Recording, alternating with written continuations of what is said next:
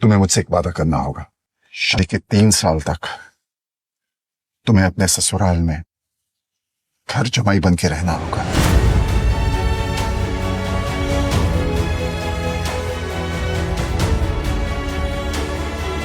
और मैं ऐसा क्यों चाहता हूं,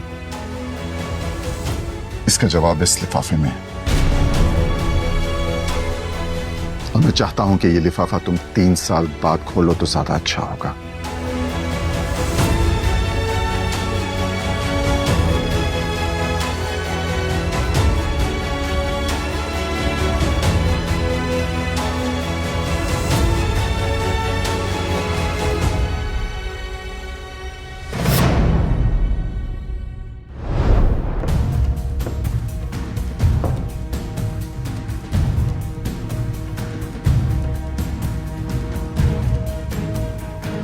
बारह जून 2022 की रात तुम कहां थे?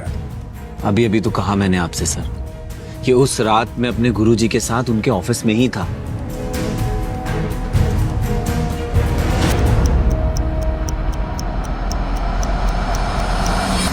नक्श, इस वक्त मैं डूब रहा हूं और मुझे तुम्हारे सहारे की जरूरत है। जो भी प्रॉब्लम्स है हम बाद में सॉल्व कर लेंगे, लेकिन इस वक्त मेरा घर, मेरा परिवार, मेरा बिजनेस इस उम्मीद पे है कि तुम मेरा हाथ थाम लोगे। और अगर तुमने मेरी बात नहीं मानी तो सब कुछ खत्म हो जाएगा। मेरा नाम, मेरा रुतबा, मेरा बिजनेस, पैसा, मेरा परिवार, सब कुछ।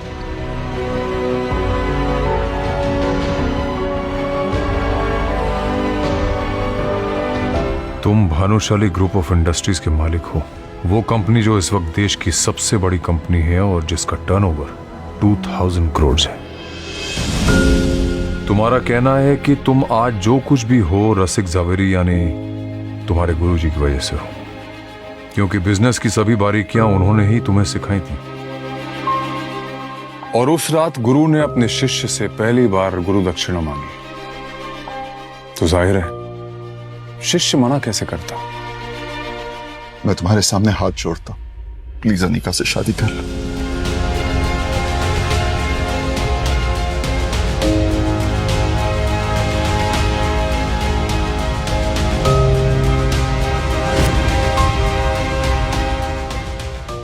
गुरुजी,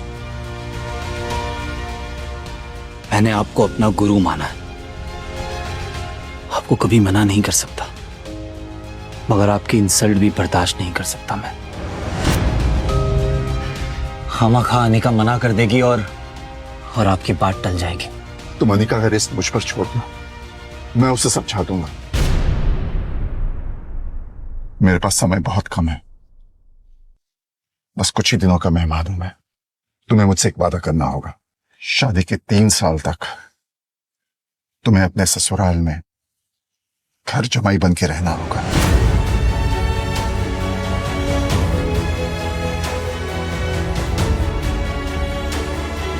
और मैं ऐसा क्यों चाहता हूं, इसका जवाब इस लिफाफे में है। और मैं चाहता हूं कि ये लिफाफा तुम 3 साल बाद खोलो तो ज्यादा अच्छा होगा।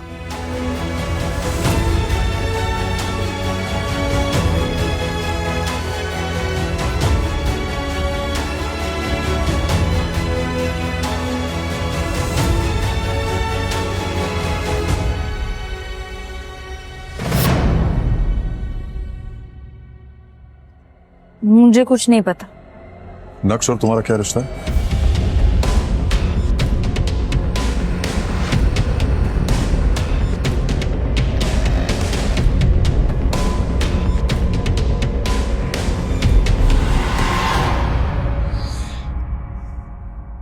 तुम नक्श को अपना पति मानने से इनकार क्यों कर रही हो? और वैसे अपने पति को इतना जलील करके तुम्हें क्या मिल रहा है?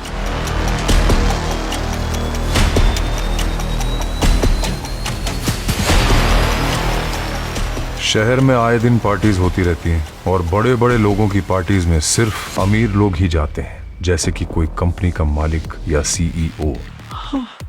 अनिका, तुम कब आई? बस अभी मैं तुम्हारा ही इंतजार कर रहा था कब से। और कितनी अच्छी लग रही हो तुम। थैंक क्या पी रही हो? You. Wine is always. Cheers. मगर उस दिन होटल में अनिका पार्टी अटेंड करने गई और नक्श को उस पार्टी में देखकर चौंक गई। क्या बात है अनिका, आज तो तुम अपना और हमारा एंटरटेनमेंट साथ में लेकर आई हो। मजा आएगा। तुम्हारा गवार निठल्ला पति।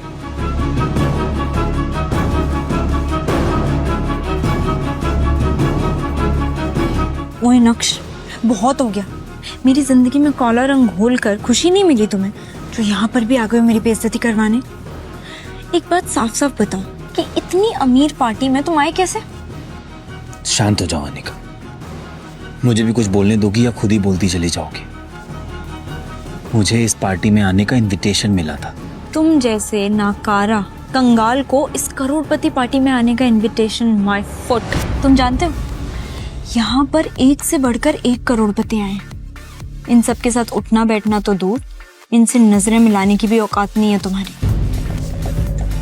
अनिका, मैं यहाँ किसी खास से मिलने आया हूँ। अब प्लीज मेरा टाइम मत वेस्ट करो, और मैं यहाँ भी तुमसे लड़ना नहीं चाहता।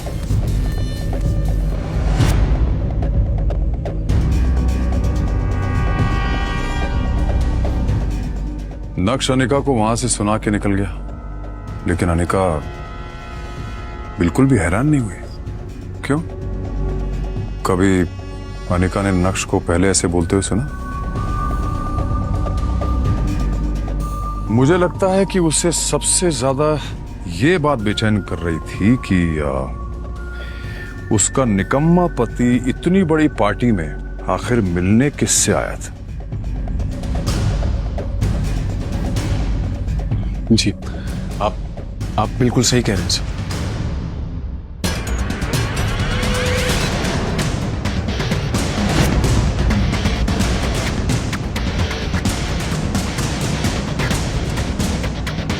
ये नक्श ने इतनी जल्दी इतने ब्रांडेड कपड़े कैसे पहन लिए?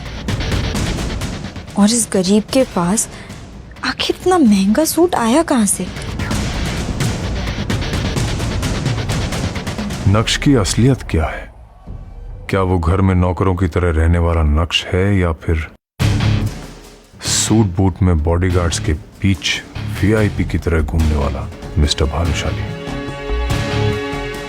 इसके आगे पीछे इतने बड़े बड़े बिजनेसमैन क्यों घूम रहे हैं?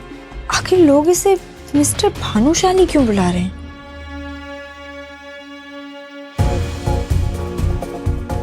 क्या नक्श सच में इतना अमीर है और उसका इतना रुतबा है?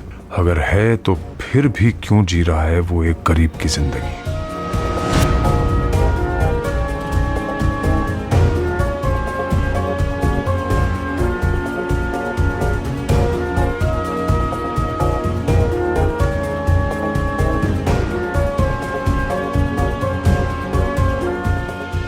अंडरवर्ल्ड का जाना माना डॉन एक मामूली से नौकर के सामने आने से डर गया।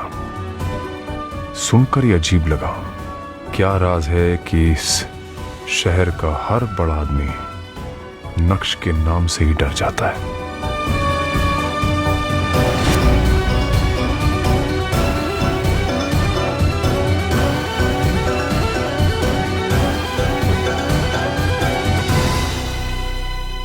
उस दिन नक्श को क्यों नहीं जाने दिया? कहाँ जा रहे हो? आज बाबा की बरसी थी, तो बस कुछ देर के लिए मंदिर जा रहा था। क्या मैं जा सकता हूँ? अरे बर्तन कौन धोएगा?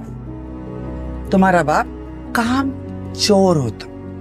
ये तो हमारी बेटी का बैड लक था कि उसने तुमसे शादी की और हमें तुम्हें घर जवाई बनाना पड़ा।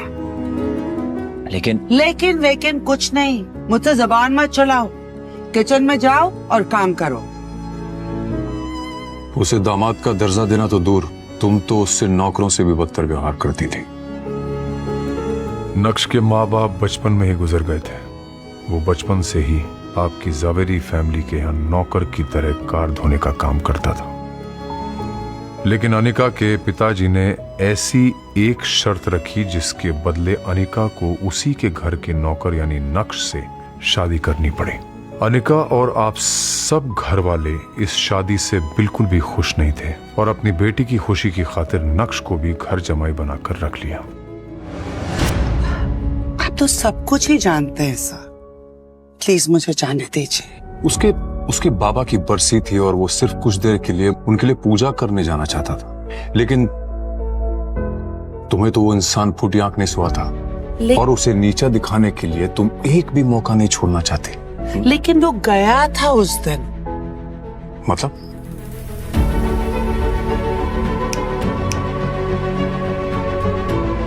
उठो जल्दी, मुझे एक बहुत बड़ी पूजा में जाने के लिए लेट हो रहा है और अगर वहां मेरे करीब आकर तुमने मेरा पति होने का हक जताने की कोशिश की ना तो मुझसे बुरा कोई नहीं होगा। चलो जल्दी। इतना तो समझ में आ गया मुझे कि नक्श को इस सब की आदत अच्छी तरह से हो चुकी थी। कंटिन्यू।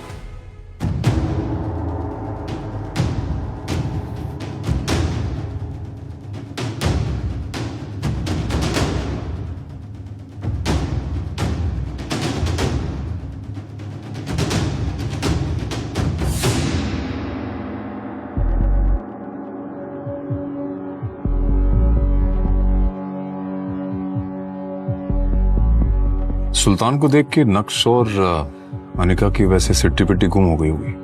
नहीं, इतना बड़ा अंडरवर्ल्ड डॉन जो है वो।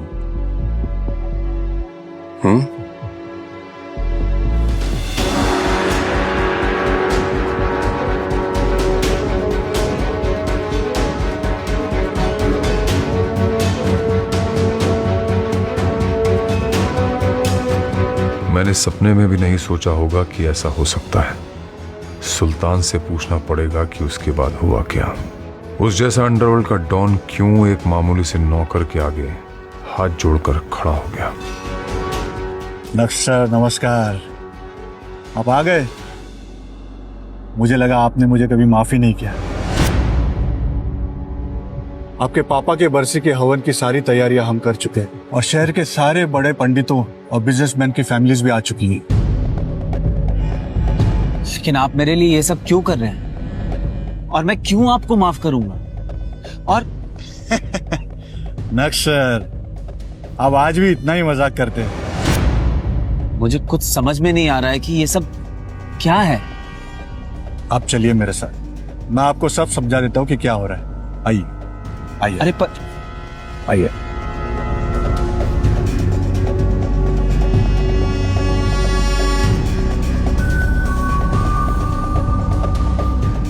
क्या नक्श सच में एक मामूली इंसान है या आपको लगता है कि वो अंदर ही अंदर कोई साजिश कर रहा है? I have no idea. आप जा सकती हैं। चलिए। क्यों? आगे की कहानी जानने के लिए नीचे दिए गए लिंक से डाउनलोड करें पॉकेट FM ऐप।